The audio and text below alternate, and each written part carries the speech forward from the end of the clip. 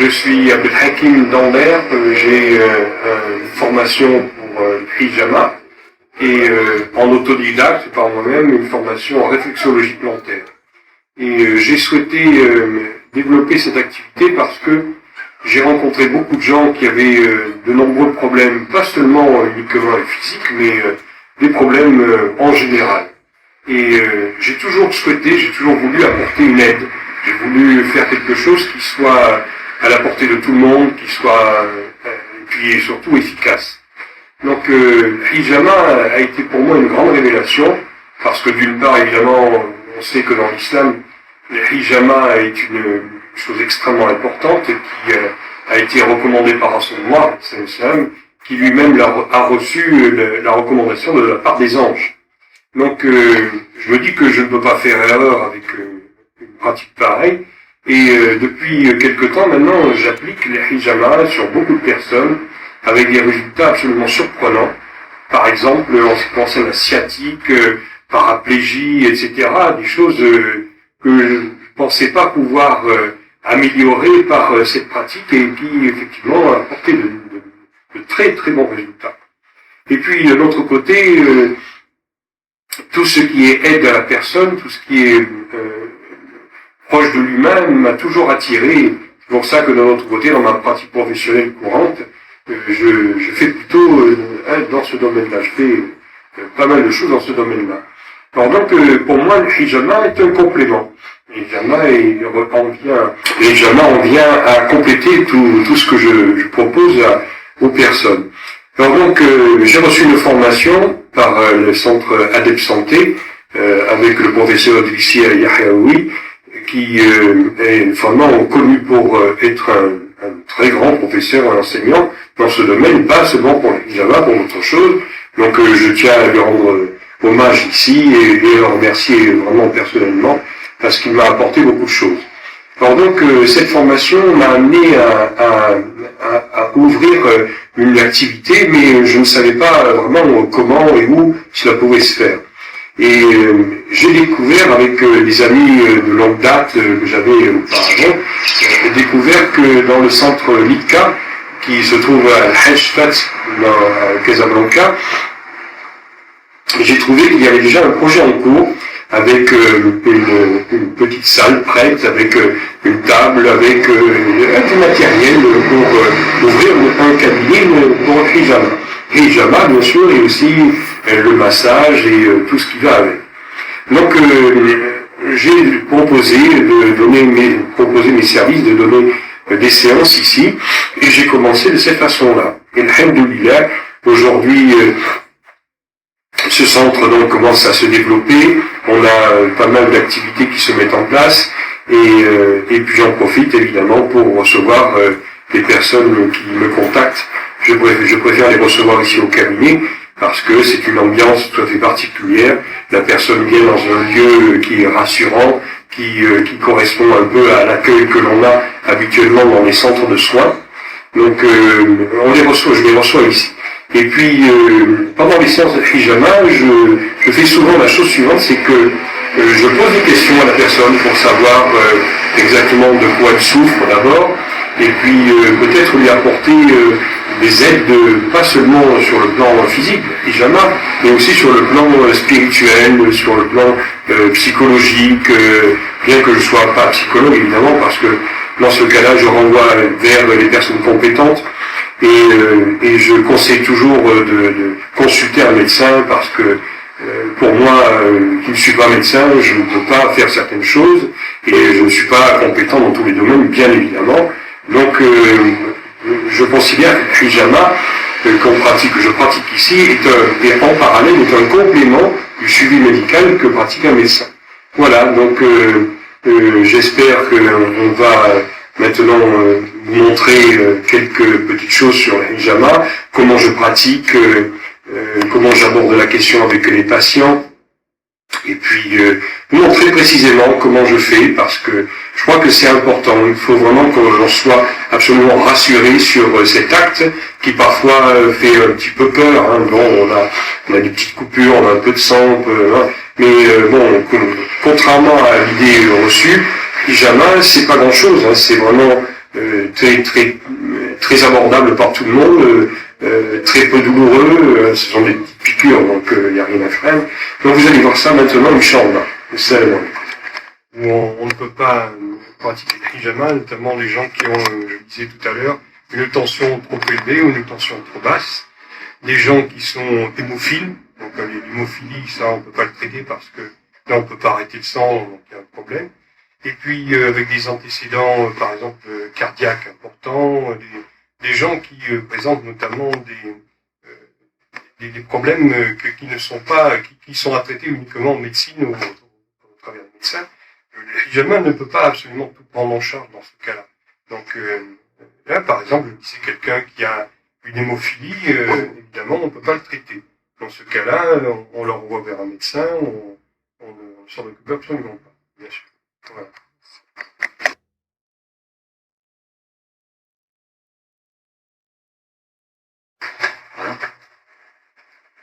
Attention, toujours parce que on ne peut pas faire le hijama à quelqu'un qui a un problème de tension trop basse ou trop élevée.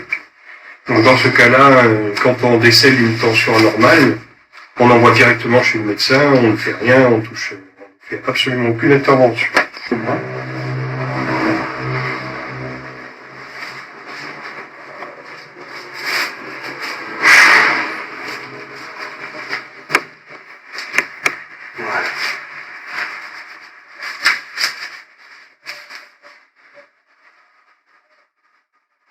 Bismillah.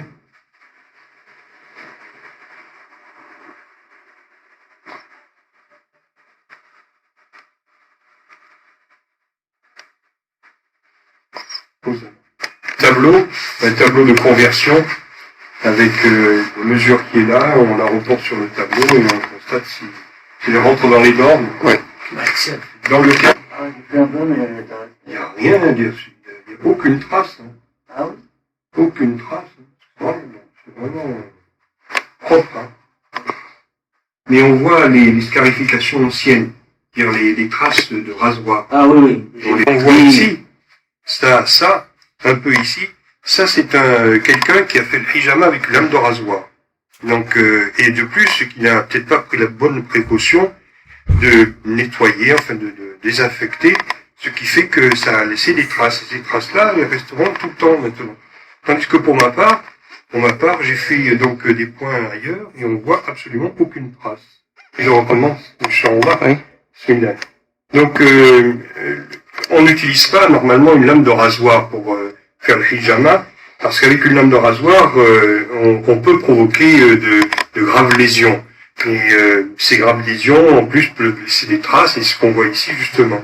Donc, j'utilise du matériel qui est médical, donc c'est à usage unique évidemment, et c'est une lame qui est une lame de bistouri, numéro 11, donc pour ceux qui connaissent. Voilà.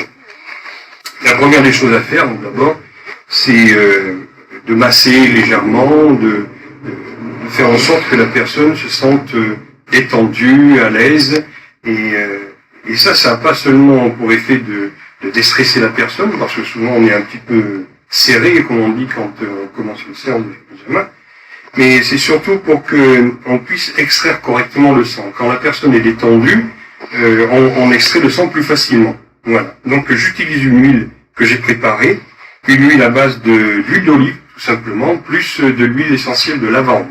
Donc j'en passe un peu partout sur le corps, et après je vais masser un peu.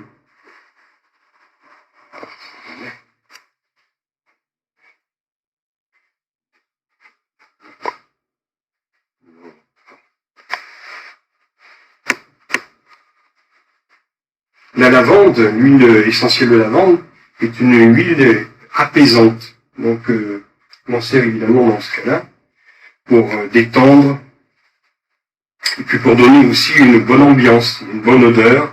Les personnes se sentent confiantes, se sentent à l'aise. Ça se met bien. Donc, c'est pas un massage de type kinésithérapeute, hein, c'est un massage pour répartir l'huile pour que toute la peau soit imprégnée d'huile. Voilà. Ça suffit, c'est pas à peine d'en faire plus. À partir de maintenant, donc, je vais repérer les points que je vais traiter. Ces points à traiter apparaissent avec ce qu'on appelle un drainage lymphatique. Le drainage lymphatique consiste à passer une ventouse sur toutes les parties du dos et de voir apparaître des zones plus colorées que d'autres. Donc les zones qui sont plus foncées sont des zones qui sont obligatoirement à traiter. Ou alors, deuxième solution, la personne a indiqué avoir mal à tel ou tel endroit, donc je vais poser des ventouses sur les points qui sont, qu'elle me dit être douloureux. Alors voilà comment je procède. Je prends une ventouse, je fais un peu le vide, j'aspire un peu, de façon à ce que la ventouse glisse, et voilà, je fais ce qu'on appelle le fameux drainage lymphatique, et on va voir apparaître des zones, ici, notamment, je les connais sur cette personne, on va voir apparaître des zones qui sont plus colorées que d'autres. Voilà. On voit apparaître un peu ici, hein.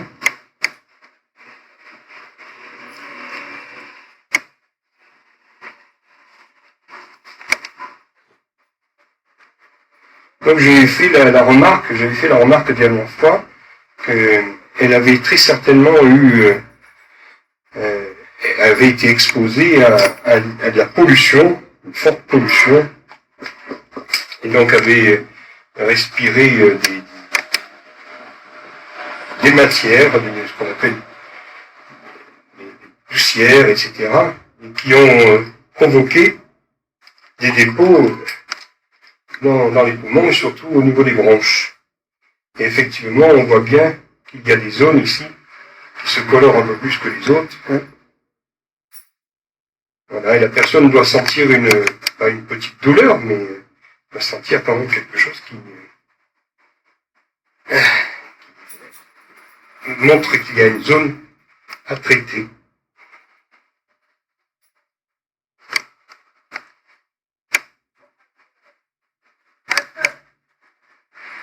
Voilà, ça va être terminé. C'est les points du corps que tu fais cette opération. Les points du corps qui fait cette opération également. C'est pour justement repérer les points à traiter. Ouais. Ça s'appelle le drainage lymphatique. Donc on voit justement quelques zones, ici, là par exemple, qui sont plus colorées que d'autres. Donc je vais poser les ventouses ici et là, bien entendu. Je vais poser les ventouses ici et là. Et puis par ici. Voilà, donc un ensemble de ventouses sur une zone qui est assez colorée. Donc surtout ces deux points-là qu'on voit nettement plus colorés que les autres. Donc on voit ici une tache et ici une autre tache. Voilà, donc je vais poser les ventouses. Donc évidemment, je commence toujours par ces points-là. Bismillah. Alhamdulillah. Alhamdulillah. La ilaha illallah. Allahu Akbar. Donc je fais un peu de dict dans ma tête pour dire que évidemment ce n'est pas moi qui vais guérir, c'est Allah à travers la portale au travers du pyjama qui guérit. Moi je apporte le soin, je suis la cause.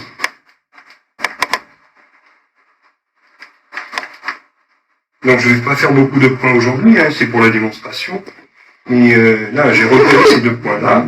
Donc normalement on met aussi et très souvent deux autres points ici, un sur la cervicale, la dernière cervicale, un autre point un peu en dessous, et puis par ici, donc des points qui sont connus hein, par tous les praticiens de pyjama, qui sont des points qui servent notamment à renforcer l'immunité. Donc le premier point, il est ici, ce fameux point. Je vais le placer parce que ça c'est quasi une obligation. Renforcement du système immunitaire.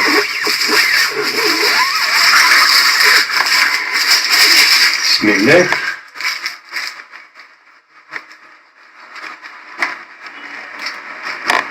Voilà.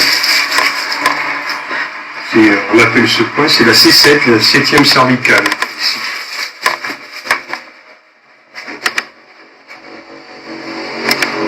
Donc on va laisser un moment de façon à ce que les donc tous fassent leur effet. Et après, on va reprendre dans environ 5 minutes. On va reprendre pour faire les incisions. Voilà.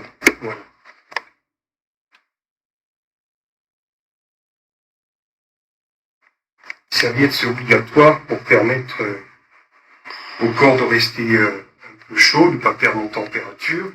Pour le confort aussi de la personne, évidemment. Parce que quand il fait un petit peu froid, les gens en souffrent un peu. Mais ici aussi parce que il faut garder une température un peu élevée, un peu chaude si possible.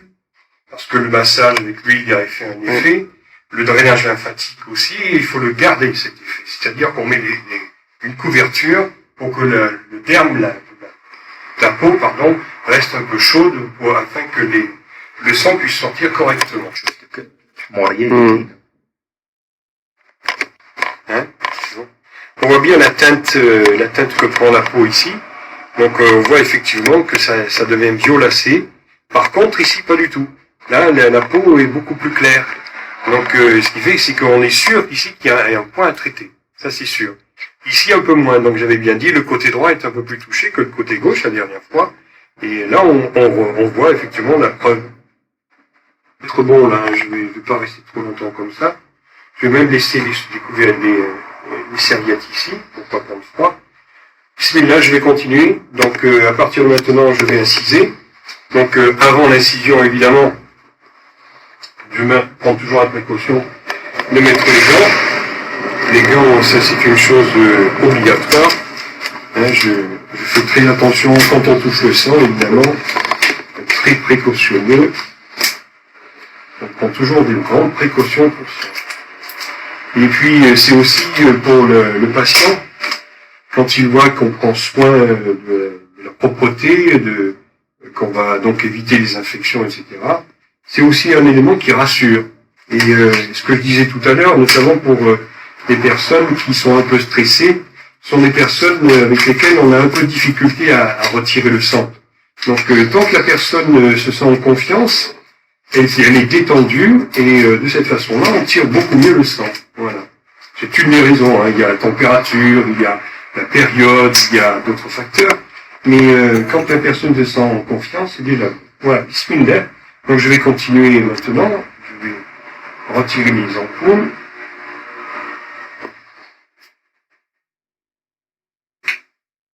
Et passer aux incisions.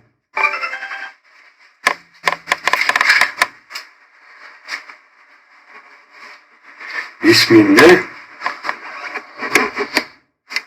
Donc la bétadine, c'est ce qu'on a trouvé de mieux pour l'instant. Hein. On fait aussi avec l'huile de habas souda, Nigel, ou alors, pourquoi pas, avec d'autres choses, mais la bétadine, c'est tout à fait indiqué pour ça, c'est efficace. Bien.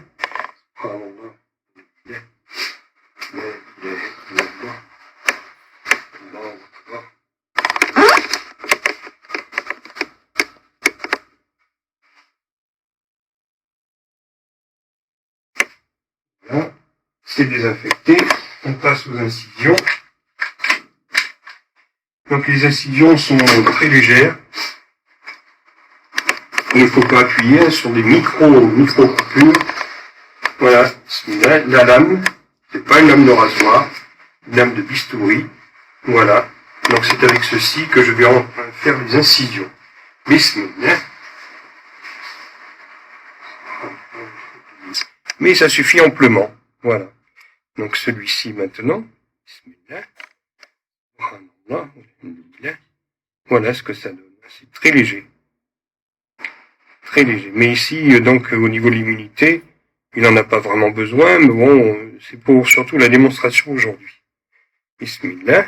Le dernier point. Bismillah. Subhanallah. Alhamdulillah. La ilaha illallah. Allahu akbar.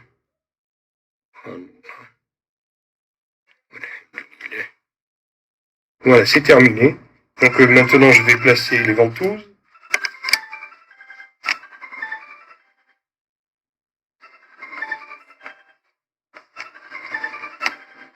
Voilà ce que ça donne. Voilà, le sang commence à perler, il sort. Donc il va sortir tout doucement. Et une fois que je vois que le sang ne sort plus, je vais arrêter l'extraction. Donc pour l'instant, on laisse sortir.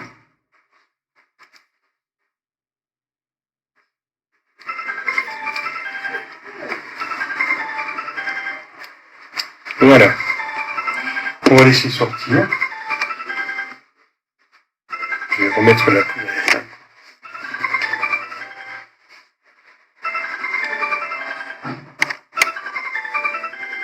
Je vais couper la souris. Vérifier si le sang est un peu sorti. Donc il sort pas beaucoup aujourd'hui. Et c'est pas un bon jour pour lui, mais ça peut aller. Donc on voit que ici le sang est un peu sorti, là un peu plus. On voit que le liquide lymphatique commence à sortir, il commence à perler. C'est un liquide un peu transparent, un peu blanc. Donc si on voit ce liquide-là, on peut arrêter. On peut arrêter de tirer le sang. Donc je vais enlever les ampoules, nettoyer le sang.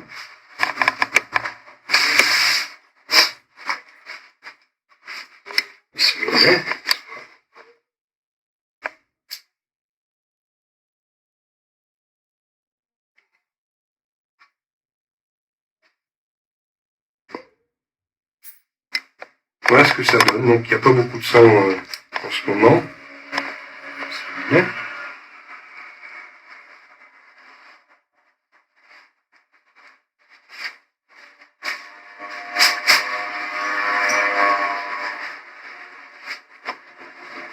Ici j'avais dit, hein, ça ne servait pas à grand chose, mais je l'ai fait quand même. Le tout, c'est pas la quantité de sang qui est importante. La quantité de sang n'est pas un indicateur, c'est surtout d'avoir provoqué la dépression pour que l'effet se fasse en profondeur. Donc ça aussi c'est important. On fait même des hijama sèches sans incision, donc ce qui a à peu près le même résultat, mais sans le sang.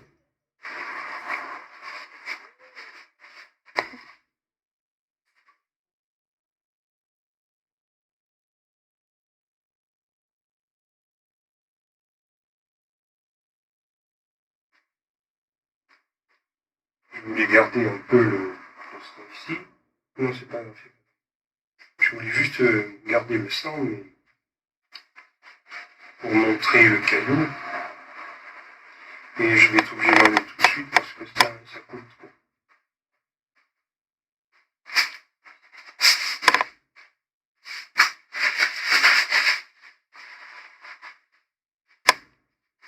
Voilà, c'est terminé. On va en rester là, hein, c'est pas la peine de t'habiller un peu trop. Hein. Voilà, donc on voit ici maintenant que la peau est restée un peu violacée.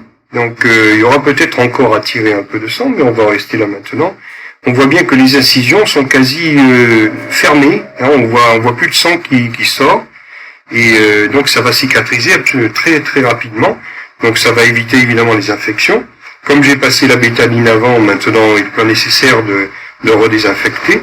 Maintenant je vais mettre des pansements dessus pour éviter que ça continue à peut-être toucher les vêtements. C'est bien, c'est uniquement pour cette raison-là, pour éviter.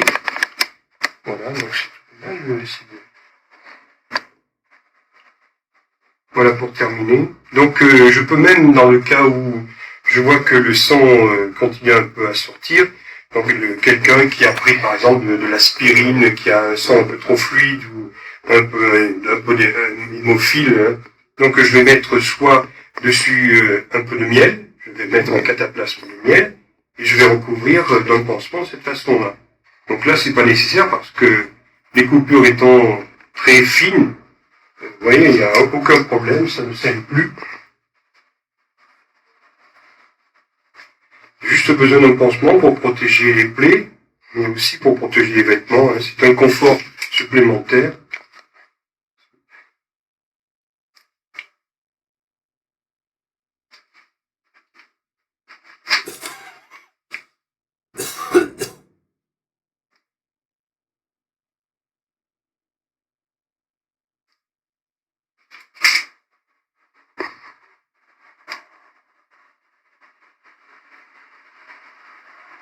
Voilà. Voilà, donc la séance est terminée pour lui. Donc à partir de maintenant, je vais lui donner les recommandations d'usage, c'est-à-dire éviter de manger trop de viande, mais éviter de de prendre des laitages, des choses comme ça. Et puis aussi des conseils d'hygiène alimentaire pour lui permettre de se sentir beaucoup plus fort, plus en bonne santé. Voilà, donc des conseils. Et surtout, éviter aujourd'hui de prendre un bain au hammam. Hein, c'est des choses comme ça à éviter. Sinon, il y a rien de plus à faire. Donc pas d'efforts, trop de gros efforts aujourd'hui.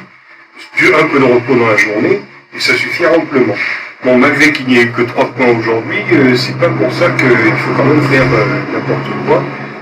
Il faut prendre la chose au sérieux, quoi. C'est pas bénin. Ça a quand même un effet important. Donc on peut ressentir un peu un étourdissement au moment de se lever. Donc on commence à s'asseoir et après on met les pieds sur le sol. Donc c'est ça le signe notamment que le hijama a bien fonctionné, c'est qu'on va sentir justement ce petit vertige qui est passager, hein, il ne dure pas. Voilà, donc la séance est terminée, alhamdoulilah, on a shafi, alhamdoulilah, hein, ça s'est bien passé, ça a été, alhamdoulilah, voilà, donc c'est terminé pour aujourd'hui. Barakallahu fik. طبعا متطوع يوم في مسائل الحجامة الحمد لله تقريبا يعني واحد 5 ولا 6 مرات كان الحجامة يعني الحمد لله كنحس براحة كبيرة ربما الحمد لله يعني ما بقيتش كنوصل للأطباء بفضل الحجامة لأن الحمد لله من 2000 سنة كبيرة ولكن في المركز هذا ما تتقابلش 5 ولا 6 مرات بحال علي الحكيم السعيد الحكيم الحمد لله يعني تبارك الله ما شاء الله الإنسان اللي فاهم في الدومين ديالو في المجال ديالو يعني يشتغل بحرفية الحمد لله كنشتو لأنه حتى المسائل التقنية باش كيشتغل الليغات باش كيشتغل حتى اللي رام هادشي ديالو الحمد لله داكشي نقي في المستوى وبطبيعة الحال كنتمنى ديما نجي مع السلوكيات ديال الحجامة ونجي